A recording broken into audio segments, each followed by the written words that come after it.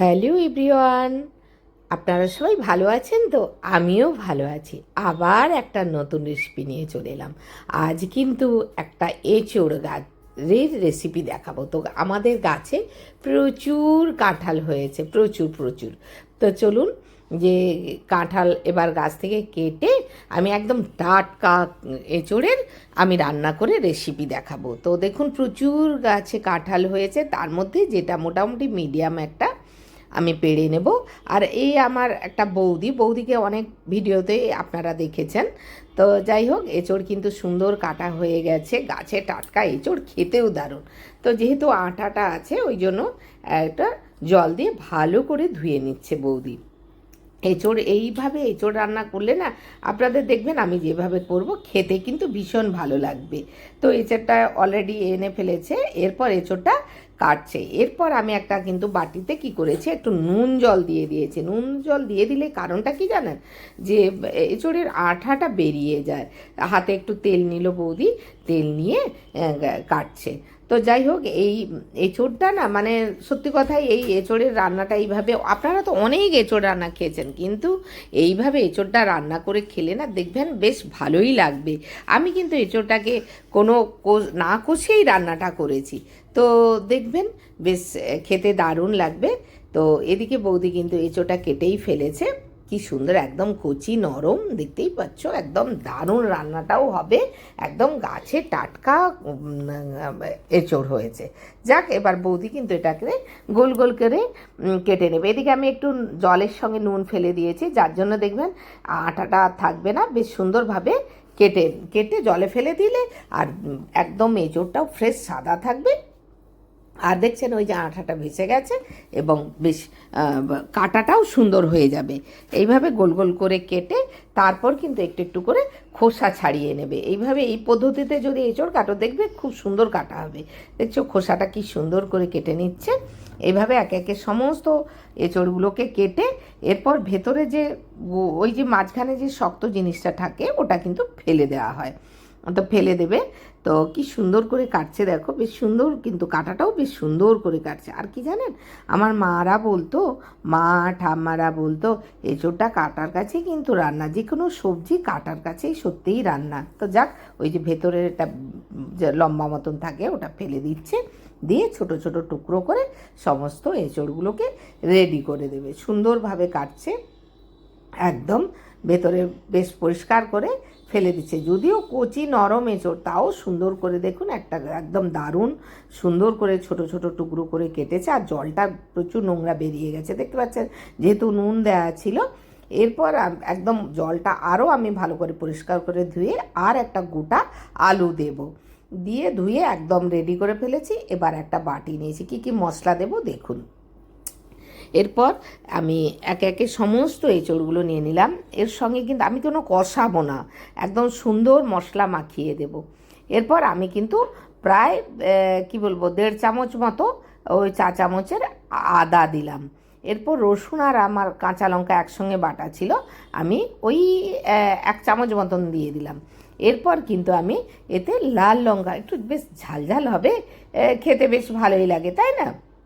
এরপর ধনে আর জিরে একটু আমার গুঁড়োনো ছিল, আমি কিন্তু গ্রাইন্ডারে গুঁড়ো করে নিয়েছি, সেটা আমি দিলাম। এরপর আমি কিন্তু কাশ্মীরি লঙ্কা দেব কালারটার জন্য। এরপর আমি এর সাথে কিন্তু টক দই 2 চামচ ফেটিয়ে রেখেছিলাম, টক দই দিয়ে দেবো। আর এরপরে নুনটা দিয়েছি আমি, কিন্তু সেটা স্ক্রিপ্ট হয়ে গেছে, নুনটা আপনাদের দেখানো হয়নি। এর সঙ্গে আমি অল্প করে একটু চিনিও দিয়েছি, সেটাও আপনাদের দেখানো হয়নি। আমি কিন্তু কোনো তেল দেব না, খুব সুন্দর করে মেখে নিচ্ছে, একদম ভীষণ সুন্দর করে মেখে লাস্টে আমি হলুদটা দিতে ভুলে গিয়েছিলাম, আমি একটু হলুদ দিয়ে দিলাম। এরপর আরও সুন্দর করে, একদম সুন্দর, যাতে মাখাটা মানে এঁচোড়ের সব জায়গায় ভালো করে, আলু এঁচোড় একদম মানে মাখানোটা খুব সুন্দর হয়। তো ভালো করে মেখে আমি কিন্তু 30 মিনিট ধরে 30 মিনিট ঢেকে রেখে দেবো, যেহেতু সেট হয়ে যাবে একদম। তারপরে 30 মিনিট পরে আমি এঁচোড়টা রান্না করব। এইভাবে একবার খেয়ে দেখবেন, বেশ ভালোই লাগবে খেতে। বিভিন্ন রকম এঁচোড়টা আপনারা সবাই কষে খান, কিন্তু এইভাবে রান্নাটা করলে বেশ খেতে ভালো লাগে। আর আমি খেয়েছি, আমার বেশ ভালোই লেগেছে। এবার আপনারা যদি মনে করেন আরও মশলাটা কম দেবো, আর একটু কম দিয়ে দেবেন।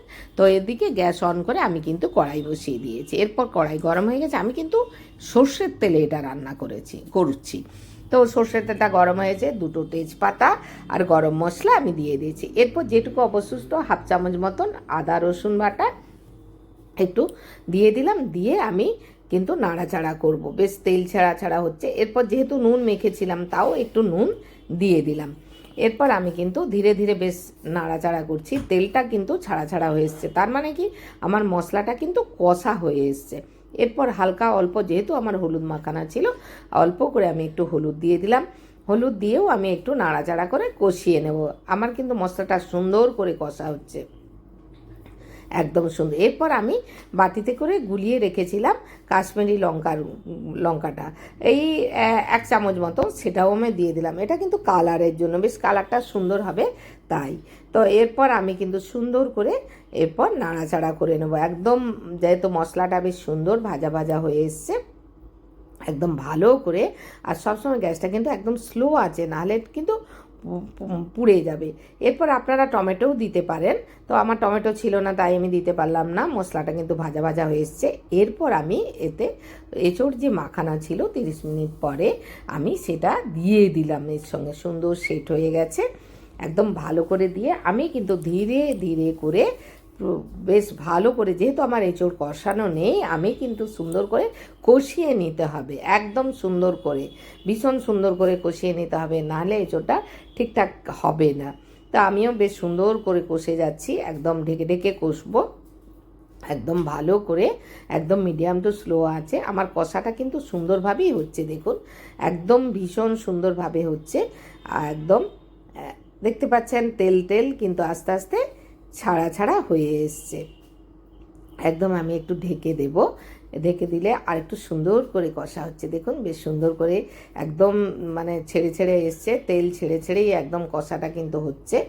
একদম ভালো করে নাড়াচাড়া করে নেব, আবারও একটু ঢেকে দিয়ে আমি কিন্তু সুন্দর করে কষে নিচ্ছি। দেখতে পাচ্ছেন এঁচোড় থেকে কিন্তু আমার জল ছেড়ে এসছে, তার মানে আমার কষাটা কিন্তু খুব সুন্দর হয়েছে, একদম ভীষণ সুন্দর হয়েছে। এরপর কিন্তু আমি ধীরভাবে জল দিয়ে দেবো। এবার আপনারা অল্প জল দিয়েও আপনারা কুকারে একটা সিটি দিতে পারেন, কিন্তু যেহেতু আমার এঁচোড়টা গাছের ভীষণ ভালো এঁচোড়, যার জন্য আমি অল্প করে জল দিয়ে এরপর আমি ঢেকে দেব।